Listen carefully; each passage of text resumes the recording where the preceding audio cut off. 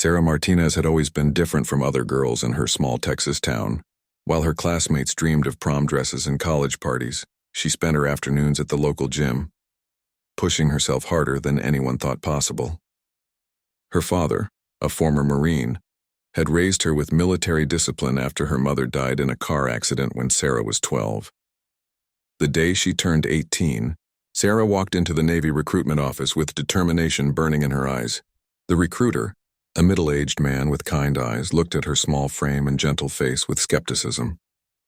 At 5 feet 4 inches and barely weighing 130 pounds, she didn't look like typical military material. But something about her unwavering stare and firm handshake told him this young woman was serious. Basic training was brutal. Sarah faced discrimination from day one. Her fellow recruits whispered that she was too weak, too small, too feminine for the Navy. Some openly mocked her during physical training, calling her names and making crude jokes. But Sarah never broke. She completed every exercise, passed every test, and gradually earned the grudging respect of her peers. After completing her initial training, Sarah set her sights on something even more challenging. She wanted to become a Navy SEAL. The announcement sent shockwaves through her unit. Women had only recently been allowed to attempt SEAL training, and the failure rate was astronomical even for the strongest male candidates.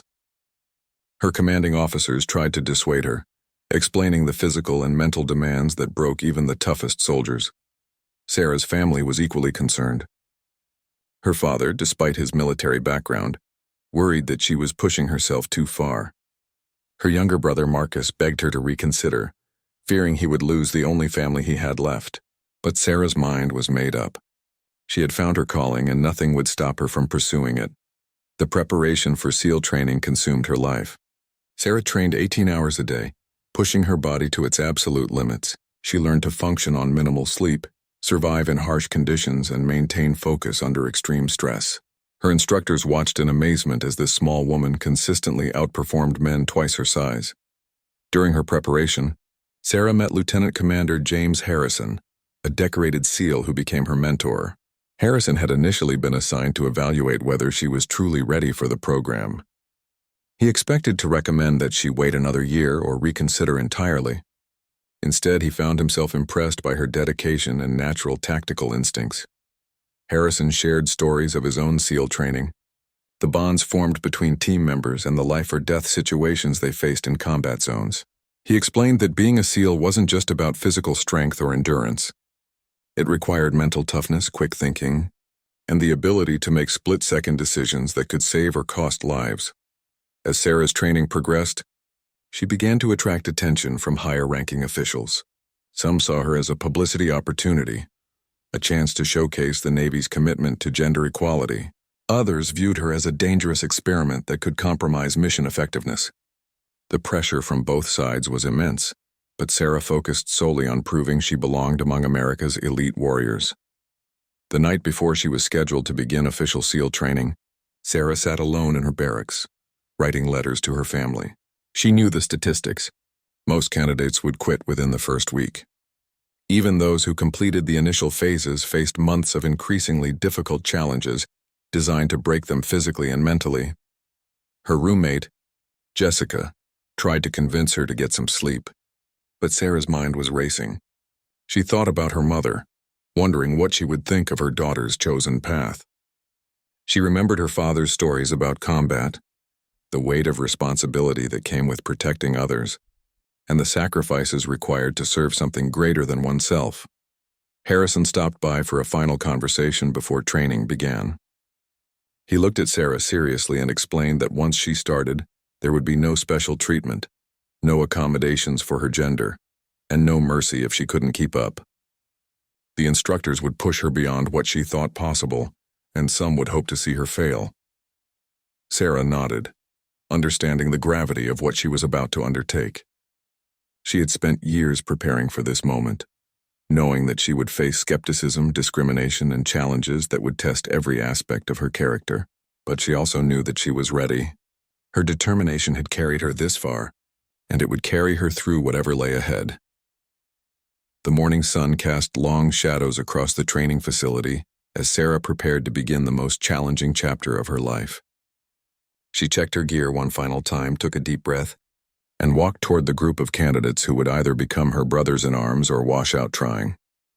Looking around at the other hopefuls, Sarah noticed their size, their confidence, their obvious physical advantages. But she also saw something in a few of their eyes that she recognized from her own reflection, the same burning determination that had brought her to this moment. These men weren't just here to prove themselves to others. They were here to discover what they were truly capable of achieving. As the instructors began their initial briefing, Sarah felt a familiar calm settle over her. This was where she belonged. The doubters, the skeptics, and even some of her supporters would soon discover what she had known all along. That strength came from more than just physical power, and that the heart of a warrior couldn't be measured by conventional standards. The journey to becoming a Navy SEAL was about to begin, and Sarah Martinez was ready to prove that she had what it took to earn her place among America's most elite fighting force. The small-town girl who had started this journey with nothing but determination was about to face the ultimate test of her resolve. The first week of SEAL training hit Sarah like a freight train. Hell Week, as it was aptly named, was designed to break candidates both physically and mentally. Out of the original class of 200 hopefuls, only 150 remained by the second day. Sarah watched as grown men twice her size collapsed from exhaustion, their dreams of becoming SEALs crushed under the relentless pressure. Instructor Chief Petty Officer Rodriguez seemed to have a personal vendetta against Sarah from the moment training began. He assigned her extra duties, criticized her form during exercises, and made it clear that he believed she had no business being there. During boat drills, he would single her out, forcing her to carry equipment that weighed nearly as much as she did. The other candidates' attitudes toward Sarah were mixed. Some, like David Chen, a former college football player from California, respected her determination and tried to help her during team exercises. Others, particularly a group led by Jake Morrison, a cocky recruit from New York, saw her as a liability that would get them all in trouble. Morrison made his feelings clear during their third day of training. As they struggled through surf torture, lying in the frigid Pacific Ocean while waves crashed over them, he leaned close to Sarah and whispered harsh words designed to break her spirit. He told her she was putting everyone at risk, that she should quit before she got someone killed in a real mission. Sarah's response was to simply stare straight ahead and continue following orders. She had learned long ago that words couldn't hurt her unless she let them. Her focus remained laser-sharp on completing each task, no matter how impossible it seemed. The physical challenges were brutal beyond imagination. Sarah found herself carrying telephone poles with her team, crawling through mud under barbed wire and completing obstacle courses that seemed designed for giants. Her body screamed in protest. Muscles she didn't know existed ached constantly, and she existed on minimal food and sleep. But it was the mental games that truly tested her limits. The instructors would wake them at random hours, force them to complete complex tasks while exhausted, and constantly remind them that they could quit at any time. They painted vivid pictures of warm beds, hot meals, and normal lives waiting just outside the training facility. During one particularly grueling night exercise, Sarah's team was tasked with navigating through swampland while carrying a heavy raft. The water was freezing, filled with mud and debris, and they had been awake for over 36 hours straight. Morrison finally snapped, screaming at Sarah that she was slowing everyone down and should ring the bell to quit. The bell was a symbol that haunted every candidate. Located in the center of the compound, ringing it meant immediate release from the torture of training, but also permanent failure. Every day they watched as more candidates walked to that bell, rang it 3 times, and placed their helmets in the growing line of those who couldn't continue. Sarah's team leader, Chen, intervened before the situation escalated further. He reminded Morrison that they were all suffering equally, and that teamwork was essential for survival. His words carried weight because he had consistently been one of the top performers in their class. As the days blended together in a haze of pain and exhaustion, Sarah began to notice something remarkable happening. Her body was adapting to demands she never thought possible. Tasks that had seemed impossible during the first week became routine. Her teammates, even some who had initially doubted her, began to rely on her quick thinking and steady nerves. One night during a particularly challenging beach run, Chen collapsed from heat exhaustion. Without hesitation, Sarah grabbed his gear and continued carrying both loads while helping to support his weight. Morrison, witnessing this act of selflessness, began to see her differently. The woman he had dismissed as weak was proving to be one of the most resilient members of their group. Instructor Rodriguez continued his relentless pressure, but Sarah began to suspect that his harsh treatment wasn't meant to break her. It was designed to forge her into something stronger. During weapons training, he pushed her harder than anyone else, demanding perfect accuracy under extreme stress. When she finally achieved the standards he set, she caught a brief glimpse of approval in his eyes. The psychological evaluations were perhaps the most challenging aspect of training. Military psychologists probed every aspect of Sarah's background, her motivations, and her mental stability. They wanted to understand what drove her to pursue such an extreme path, and whether she could handle the psychological pressures of special operations. Sarah found herself discussing her mother's death, her relationship with her father, and her deep-seated need to prove herself worthy of trust and respect. The psychologist seemed particularly interested in her response to discrimination and whether she harbored any resentment that might affect her judgment in combat situations. As Hell Week drew to a close, the surviving candidates looked like walking zombies. Their eyes were hollow, their movements mechanical, and their bodies pushed far beyond normal human limits. Sarah's uniform hung loose on her frame. Her face was gaunt from weight loss, and every muscle in her body ached constantly. But something profound had changed in her during those brutal days. She had discovered reserves of strength and determination she never knew existed. More importantly, she had earned the respect of her fellow candidates through actions rather than words. Even Morrison now treated her as an equal member of their team. The final test of Hell Week was a 20-mile ocean swim in full gear. As Sarah entered the dark, cold water, she thought about all the people who had doubted her, all the obstacles she had overcome, and all the challenges that still lay ahead. The woman who emerged from that ocean hours later was fundamentally different from the one who had entered SEAL training just weeks earlier. Standing on the beach as the sun rose, Sarah looked around at the handful of candidates who had survived Hell Week. They were no longer strangers thrown together by circumstance. They had become a brotherhood forged in the crucible of shared suffering and mutual dependence. 2 years later, Petty Officer Sarah Martinez stood on the deck of a Navy destroyer in the Persian Gulf, her SEAL trident gleaming on her uniform. She had not only completed the grueling training program, but had graduated in the top 10% of her class. The doubters who had predicted her failure were now silent, forced to acknowledge her achievements through gritted teeth. Her first deployment had been to Afghanistan, where she served as part of a reconnaissance team, gathering intelligence on Taliban movements. Sarah's small stature, which had once been seen as a weakness, became a tactical advantage in covert operations. She could move through tight spaces, blend into crowds more easily, and often went unnoticed by enemy fighters who underestimated her threat level. During her second tour, Sarah's team had been tasked with rescuing American contractors held hostage by insurgents in Iraq. The mission required infiltrating a heavily fortified compound in the middle of Baghdad. Sarah's role was to provide overwatch and communication support, while her teammates executed the rescue. The operation had gone smoothly until their extraction point was compromised. Sarah found herself separated from her team, alone in hostile territory with injured civilians depending on her for survival. Drawing on every skill she had learned during training, she evaded enemy patrols for 3 days while coordinating a successful rescue of both the contractors and her fellow SEALs. Her commanding officer, Captain Williams, had recommended her for a Bronze Star for her actions during that mission. But Sarah's greatest reward was the respect she saw in her teammates' eyes. Men who had initially questioned her place on the team now trusted her with their lives without hesitation. The current mission in the Persian Gulf was different from her previous deployments. Intelligence had identified a terrorist cell planning to attack American naval vessels using small boats packed with explosives.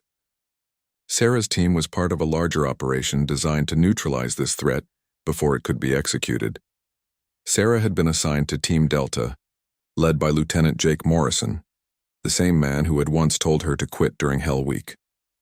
Their relationship had evolved from antagonism to mutual respect, and eventually to genuine friendship. Morrison had become one of her strongest supporters, often defending her abilities to officers who still harbored doubts about women in special operations. The team also included Chen, who had become Sarah's closest friend in the SEALs. His analytical mind complemented her intuitive tactical instincts, making them an effective partnership during planning sessions. Rounding out the team were Rodriguez, their demolitions expert, and Thompson, their communications specialist. Their target was a fishing village on the Iranian coast where intelligence indicated the terrorist cell was preparing their attack boats. The mission required a nighttime insertion via submarine, followed by a 2-mile swim to shore in full combat gear. Once on land, they would have 6 hours to locate and neutralize the threat before extraction. Sarah spent hours studying satellite imagery of the target area, memorizing every building, every potential escape route, and every tactical advantage or disadvantage. Her attention to detail had saved lives before, and she knew this mission would test all of her skills and training. The night before the mission, Sarah video called her father and brother back in Texas. She couldn't tell them details about her deployment, but she wanted to hear their voices. Her father, now retired and working as a security consultant, had become her biggest supporter. Her brother Marcus had followed her example and joined the Army Rangers. As their submarine approached the insertion point, Sarah checked and rechecked her equipment. Her weapon was cleaned and loaded, her diving gear tested multiple times, and her communications equipment verified to be working perfectly. Morrison conducted a final briefing, reviewing their objectives and contingency plans. The water was choppy as they slipped into the Persian Gulf wearing full scuba gear. Sarah had always been a strong swimmer, but navigating in rough seas while carrying 60 pounds of equipment was challenging even for experienced SEALs. The team maintained perfect formation as they made their way toward shore, communicating through hand signals and staying alert for Iranian patrol boats.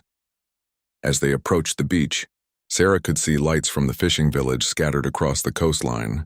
Intelligence photos had shown a peaceful community of fishermen and their families, but somewhere among those innocent civilians was a group of terrorists preparing to kill American sailors. The team emerged from the water like ghosts, their movements silent and coordinated. Sarah immediately took point, using night vision goggles to scan for threats while her teammates secured the landing zone. The beach was empty except for a few fishing boats pulled up on the sand. Moving inland, they quickly reached the edge of the village. Sarah's job was to provide security while Morrison and Chen located the terrorist safe house. Rodriguez would plant charges to destroy any attack boats they discovered, while Thompson maintained communication with their command vessel. Sarah had positioned herself on a small hill overlooking the village when she noticed movement near one of the larger buildings. Through her scope, she could see armed men moving equipment that didn't belong in a fishing village. Her heart rate increased as she realized they had found their target. Using silent hand signals, she alerted Morrison to the activity below. The team moved into position, with Sarah maintaining overwatch while her teammates prepared to assault the building. Everything was going according to plan when suddenly, Sarah noticed additional armed men emerging from buildings throughout the village. The intelligence had been incomplete. Instead of a small terrorist cell, they were facing a much larger operation. Sarah quickly counted at least 20 armed fighters, far more than their 4-person team could handle in direct combat. She immediately radioed this information to Morrison, who had to make a split-second decision about whether to abort the mission or proceed with modified tactics. Morrison's response was immediate and decisive. They would complete their primary objective of destroying the attack boats, but they needed to do it quietly and quickly before the larger enemy force could organize a response. Sarah's role became even more critical. She would need to eliminate any threats that might compromise their mission while her teammates worked below. The mission took a deadly turn when Sarah spotted an enemy sentry walking directly toward Chen's position. Through her rifle scope, she could see that her teammate was completely focused on planting explosives on the attack boats and had no idea danger was approaching from behind. Sarah had seconds to make a decision that would determine whether her friend lived or died. Her training took over. Sarah's rifle coughed softly as her suppressed shot found its target. The enemy sentry dropped silently to the ground, but Sarah knew it was only a matter of time before he would be missed. She immediately shifted her position, scanning for additional threats while monitoring her team's progress below. Morrison's voice crackled softly in her earpiece, reporting that they had located 4 attack boats loaded with explosives. Rodriguez was placing charges while Chen gathered intelligence from documents found in the terrorist safe house. Thompson had established communication with their extraction point and confirmed that a helicopter would meet them at the rendezvous location in 90 minutes. Sarah noticed increased activity near the main building as more armed men emerged carrying weapons and equipment. Through her night vision, she could see them organizing into search patterns. Someone had discovered the missing sentry, and the entire village was about to be on high alert. Her next shot eliminated a terrorist who had spotted Chen moving between buildings, but this time, her muzzle flash was seen by other fighters who immediately began shooting in her direction. Sarah rolled away from her position as bullets struck the rocks where she had been lying just moments before. Morrison's voice was urgent in her earpiece, ordering her to fall back to the secondary rendezvous point, while the rest of the team completed their mission. Sarah acknowledged the order but knew she couldn't abandon her teammates while they were still in danger. She moved to a new position and continued providing protective fire. The situation deteriorated rapidly as more terrorist fighters poured out of buildings throughout the village. What had started as a covert operation was turning into a running firefight. Sarah could hear Rodriguez confirming that his charges were set and would detonate in 15 minutes, giving them time to reach minimum safe distance. Chen's voice came over the radio with disturbing intelligence he had gathered from captured documents. The terrorist cell was much larger than anyone had suspected, with attack boats positioned at multiple locations along the coast. Their current target was just one small part of a coordinated assault planned for the following day. Sarah was moving to a new firing position when she heard Thompson's panicked radio call.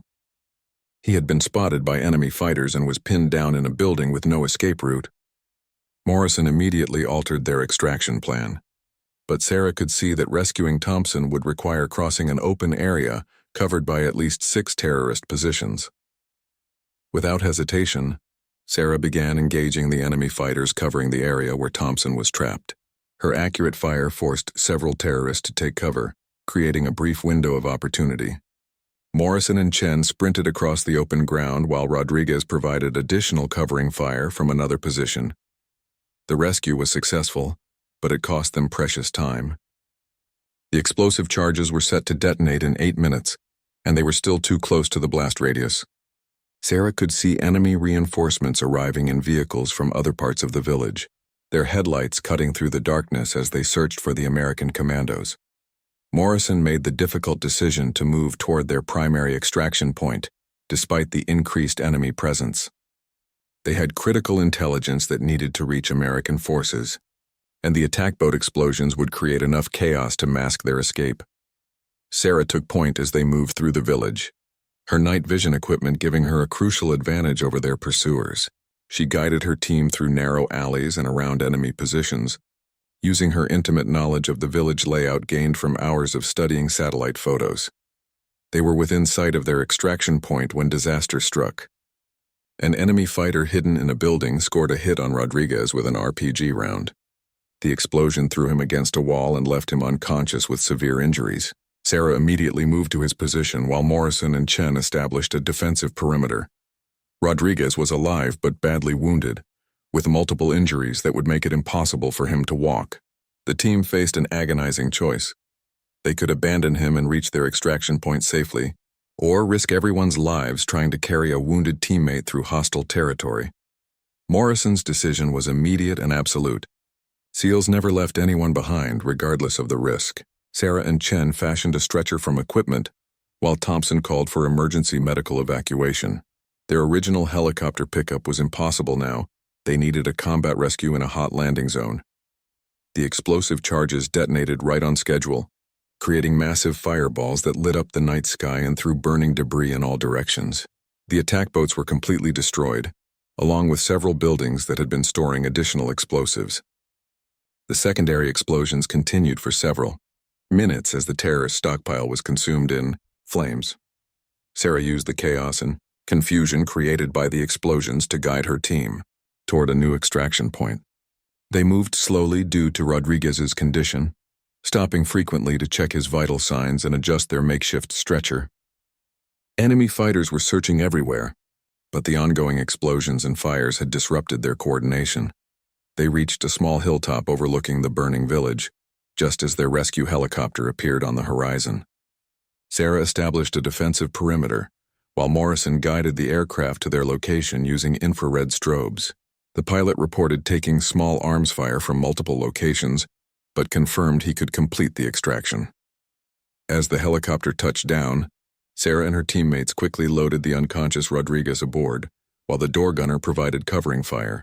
Enemy tracers lit up the night sky as terrorist fighters tried desperately to prevent their escape. Sarah was the last to board, continuing to return fire until the aircraft lifted off and headed toward safety. During the flight back to their ship, Sarah held pressure on Rodriguez's wounds while the helicopter's medic worked to stabilize his condition. The mission had been successful. They had destroyed the attack boats and gathered valuable intelligence, but the cost had been higher than anyone anticipated. Rodriguez survived his injuries but required months of rehabilitation before returning to duty. The intelligence Chen had gathered led to the discovery and neutralization of terrorist cells throughout the region, preventing attacks that could have killed hundreds of American servicemen. For her actions during the mission, Sarah was awarded the Silver Star for exceptional valor in combat, but more important to her was the knowledge that she had helped save her teammate's life and prevented terrorist attacks against American forces. 6 months after the Persian Gulf mission, Sarah found herself in the mountains of Afghanistan leading her own team for the first time. She had been promoted to Chief Petty Officer and given command of a specialized reconnaissance unit tasked with tracking high-value terrorist targets in the remote tribal regions near the Pakistani border. Her team consisted of 4 experienced SEALs who had volunteered to serve under her command despite some initial skepticism from their peers. The military was still adapting to the idea of women in leadership roles within special operations, and Sarah's appointment had generated considerable discussion throughout the SEAL community. Senior Chief Martinez, as she was now called, had spent weeks building trust with her new team. She knew that their confidence in her abilities would determine not only the success of their missions, but potentially their survival in combat situations. Her approach was to lead by example, never asking her men to do anything she wouldn't do herself. Their current mission was to locate and capture Khalid al-Rashid, a bomb maker responsible for numerous attacks against coalition forces.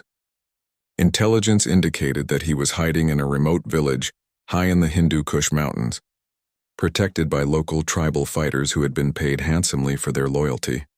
The insertion had been challenging, requiring a nighttime helicopter drop in terrible weather conditions. Sarah's team had spent 3 days moving through treacherous mountain terrain, avoiding Taliban patrols while closing in on their target.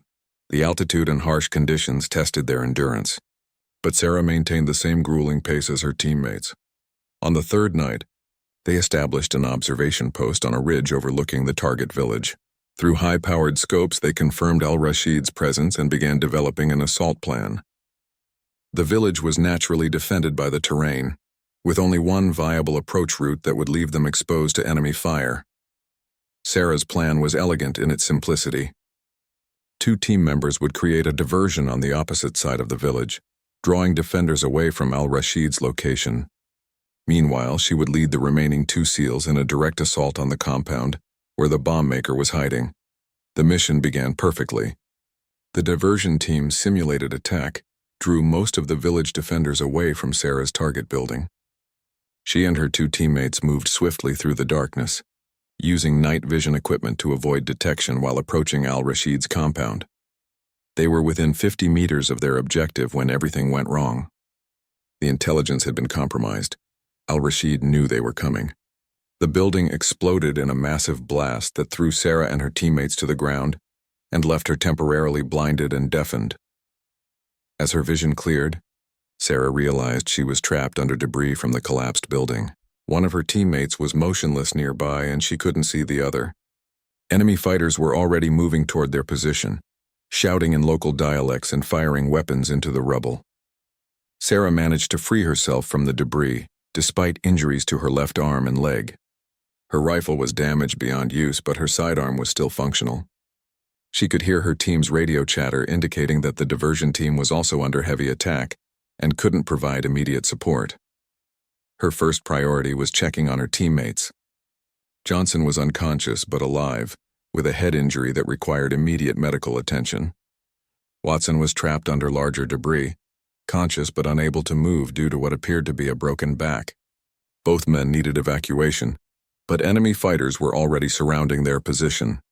Sarah's training took over as she assessed their tactical situation. They were outnumbered at least 10-1, trapped in an exposed position with limited ammunition and 2 wounded teammates who couldn't move. Conventional military wisdom suggested that survival was impossible, but Sarah had never been conventional. Using her damaged radio, she contacted the diversion team and learned that they were fighting for their own survival against a much larger enemy force than intelligence had predicted. The helicopter extraction was still 2 hours away, and there was no possibility of immediate rescue. Sarah made a decision that would define her legacy as a SEAL leader. She would hold their position at all costs, protecting her wounded teammates until help arrived. Using the rubble from the collapsed building as cover, she began a systematic defense against overwhelming odds. Her first engagement eliminated 3 enemy fighters who approached too carelessly, assuming the Americans were all dead or disabled. Sarah's accurate pistol fire from concealed positions convinced the remaining attackers that they faced a more dangerous opponent than they had anticipated.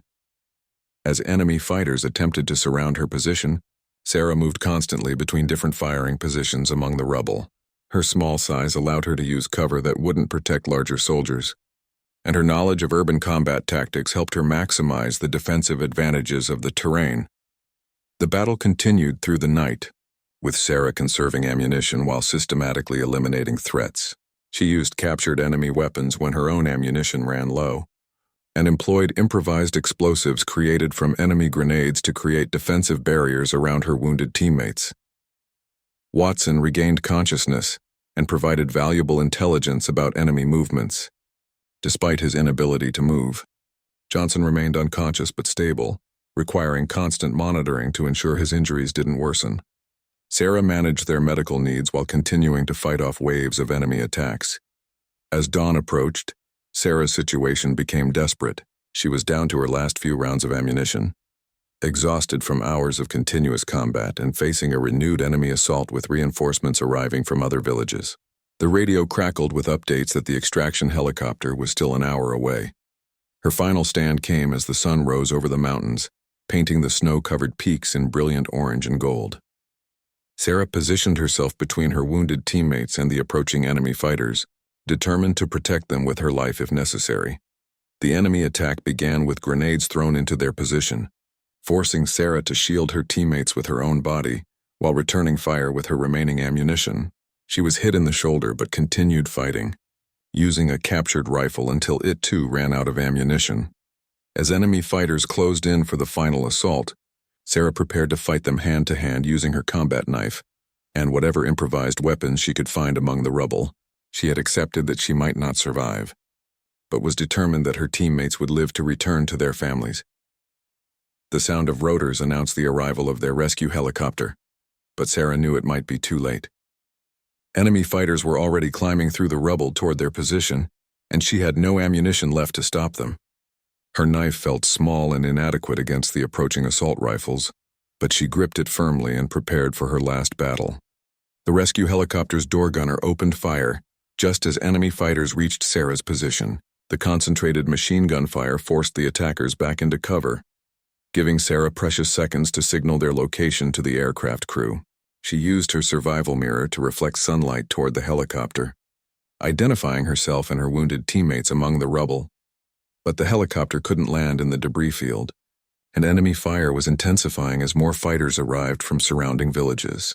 The pilot announced over radio that he would have to abort the rescue attempt unless the landing zone could be cleared of hostiles within the next few minutes. Sarah made a desperate decision.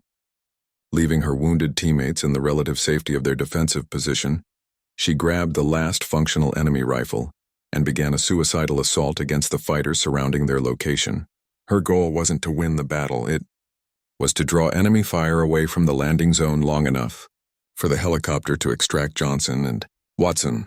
Her one-woman assault shocked the enemy, fighters who had expected the Americans to remain in defensive positions. Sarah moved through the rubble like a force of nature, using every skill she had learned during years of training and combat experience. Her intimate knowledge of the terrain allowed her to appear and disappear among the rocks, striking at enemy positions before melting back into cover. The helicopter pilot seized the opportunity created by Sarah's diversion. He brought his aircraft down into the debris field while his door gunners provided covering fire. The rescue team quickly loaded the wounded Johnson and Watson aboard, while Sarah continued her running battle with enemy fighters throughout the village. Over her radio, Sarah heard the helicopter pilot calling for her to reach the extraction point immediately, but she was now completely surrounded by enemy fighters who had recognized her tactics and were closing in from all directions. Her rifle was almost empty, and she was bleeding from multiple wounds sustained during her assault. Sarah's response was calm and professional despite the chaos around her. She reported that her position was overrun and requested that the helicopter depart immediately with the wounded while they still could. She would continue fighting to prevent enemy forces from pursuing the aircraft until she ran out of ammunition. The helicopter crew refused to abandon her, but Sarah's orders were clear and final. As the senior-ranking SEAL on the ground, she was responsible for ensuring mission success and protecting her teammates, even at the cost of her own life. The aircraft departed with her wounded men while she continued fighting alone against overwhelming odds. For the next 20 minutes, Sarah conducted a fighting withdrawal through the village, using every building and piece of cover to slow the enemy advance. She was down to her sidearm and combat knife when she finally reached a defensive position in a small stone building on the village outskirts. Enemy fighters surrounded the building and demanded her surrender, promising safe treatment as a prisoner of war. Sarah's response was a single pistol shot that dropped the fighter who had spoken. She had no intention of being captured alive, knowing the fate that awaited a female American soldier in enemy hands. The final assault on Sarah's position came as ammunition and grenades exploded around the small building. She fought with her knife in bare hands when her pistol ran empty, determined to take as many enemies with her as possible. When the explosions finally stopped and the shooting ended, Sarah Martinez lay motionless in the rubble. Enemy fighters searched through the debris and confirmed what they believed to be the death of the American woman who had single-handedly held off their entire force. They photographed her body as proof of their victory and reported to their commanders that all American invaders had been eliminated. But the fighters made a crucial mistake in their celebration. They failed to properly secure the area or post guards, assuming that all threats had been neutralized. Local villagers, grateful for Sarah's earlier protection of their families during the battle, secretly tended to her injuries and hid her unconscious form in a cave system known only to the oldest tribal elders. Sarah's official status was changed to missing in action, presumed dead.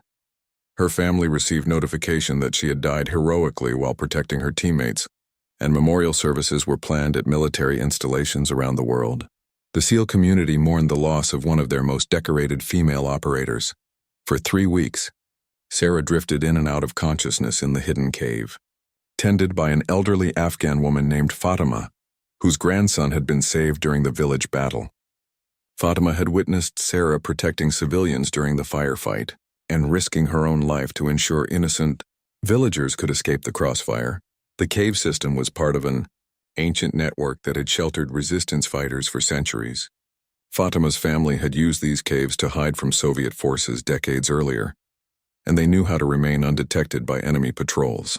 The old woman treated Sarah's wounds with traditional medicines and kept her hidden from Taliban fighters who continued searching the area. When Sarah finally regained full consciousness, she discovered the extent of her injuries. Her left shoulder had been shattered by gunfire. Her ribs were cracked from the building explosion, and she had suffered a severe concussion that affected her memory and coordination. Most critically, infection had set into several of her wounds, threatening her life despite Fatima's care. Communication with American forces was impossible. Sarah's radio had been destroyed in the final battle, and she had no way to signal her survival to rescue teams. She was trapped deep in enemy territory, seriously injured, and dependent on the kindness of strangers who risked their own lives by helping her.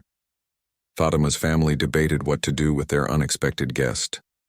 Some members wanted to turn her over to Taliban forces to avoid retribution against their village.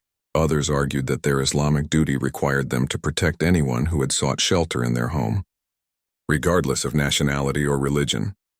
The debate was settled by Fatima's oldest son, Ahmad, who had served as an interpreter for American forces before the Taliban regained control of the region.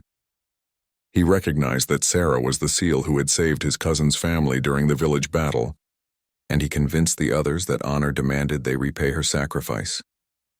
Ahmad secretly contacted American forces through encrypted channels used by former interpreters still loyal to the coalition. However, his message was intercepted by Taliban intelligence operatives who had been monitoring such communications. The family realized they were now under suspicion and had to move Sarah to an even more remote location. The journey to the new hiding place nearly killed Sarah.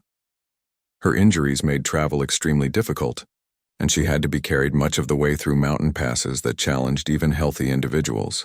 Ahmad and his brothers took turns supporting her weight while navigating treacherous terrain in complete darkness.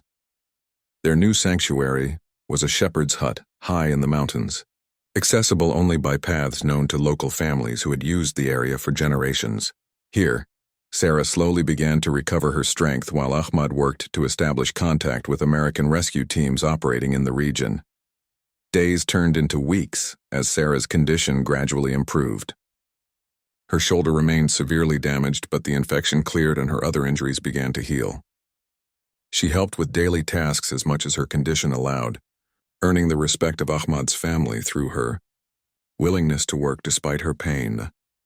Breakthrough came when Ahmad made contact with a special operations task force conducting search and rescue missions for missing American personnel. Sarah's teammates Johnson and Watson had survived their injuries and provided detailed information about her last known location and the circumstances of her disappearance, but organizing a rescue mission was complicated by the remote location, heavy Taliban presence in the area, and Sarah's weakened condition. Any rescue attempt would be extremely dangerous for both Sarah and the rescue team, requiring careful planning and precise execution. Sarah insisted that she was strong enough to reach a safer extraction point if given proper support and equipment. She had regained most of her strength and mobility, though her shoulder injury would require extensive surgery and rehabilitation. Her determination to return home and rejoin her team provided the motivation she needed to endure whatever challenges lay ahead. Ahmad's family began preparing for the dangerous journey to the extraction point. Knowing that discovery by Taliban forces would mean certain death for all of them, they had already risked everything to save Sarah's life, and now they were committed to seeing her safely return to American forces. The night before their planned departure, Fatima sat with Sarah and shared stories of her own losses during decades of war in Afghanistan. She had lost her husband to Soviet forces, her eldest son to Taliban fighters, and numerous relatives to the endless cycle of violence that had consumed her country. Sarah tried to express her gratitude for the family's sacrifice, but Fatima simply smiled and explained that helping others was not a choice but a responsibility. She had seen too much death and suffering to turn away from someone who needed help, regardless of the personal cost. As they prepared to leave the safety of their mountain sanctuary, Sarah knew that her survival depended entirely on the courage and compassion of people she had once considered enemies. The experience had fundamentally changed her understanding of war, sacrifice, and the bonds that could form between people from completely different worlds. The rescue mission began at midnight on a moonless night. With Sarah and Ahmad's family moving through mountain passes they had memorized over generations. Sarah's physical condition had improved dramatically, but the journey to the extraction point would test every ounce of strength she had regained during her weeks of recovery. Ahmad led the group while his two brothers provided security, constantly watching for Taliban patrols that had increased their presence in the area. Sarah moved with difficulty due to her shoulder injury, but her SEAL training allowed her to maintain the pace necessary to reach their destination before dawn. They traveled for 6 hours through some of the most treacherous terrain in Afghanistan, crossing frozen streams and climbing rocky slopes that would challenge experienced mountaineers. Sarah's respect for her Afghan companions grew with each difficult mile. As she witnessed their intimate knowledge of the landscape and their willingness to risk everything for her safety, the extraction point was a small valley where American helicopters could land safely while maintaining some protection from enemy observation. Ahmad had coordinates provided by the Special Operations Task Force, but reaching the exact location in darkness required navigation skills passed down through generations of mountain people. As they approached the valley, Sarah heard the distant sound of rotors echoing off the mountain peaks. Her heart raced with the realization that her ordeal was almost over, but she also felt deep sadness at leaving the family that had saved her life. These people had become more than her protectors. They had become her friends. The helicopter appeared exactly on schedule, its crew using night vision equipment to locate Sarah's position in the valley. Ahmad signaled with a flashlight using the code sequence provided by American forces, identifying himself as a friendly contact with the missing SEAL. Sarah embraced each member of Ahmad's family before boarding the aircraft, promising to ensure their sacrifice was properly recognized and rewarded. She knew they would face danger after her departure, as Taliban forces would certainly investigate how an American soldier had escaped from their territory. The helicopter crew was amazed to see Sarah alive after 7 weeks missing in action. Her teammates Johnson and Watson had fully recovered from their injuries and had volunteered to participate in numerous search missions, refusing to believe she was dead despite official reports. During the flight to the military hospital, Sarah provided detailed intelligence about Taliban operations in the region and the location of weapons caches she had observed during her captivity. Her information would prove valuable for future operations. But her priority was ensuring Ahmad's family received protection from potential Taliban retribution. The medical team at the base hospital was astounded by Sarah's condition. Despite weeks of inadequate medical care and primitive conditions, her injuries had healed remarkably well. The infection that had nearly killed her was completely gone, and her other wounds showed signs of proper treatment using traditional Afghan remedies. Sarah's return from the dead sent shockwaves through the military community. Her memorial service was canceled, and her family was notified that she was alive and recovering. Her father and brother immediately flew to Germany, where she was transported for advanced medical treatment. The reunion with her family was emotional beyond words. Her father, the tough ex-Marine who had taught her to be strong, broke down in tears when he saw his daughter alive.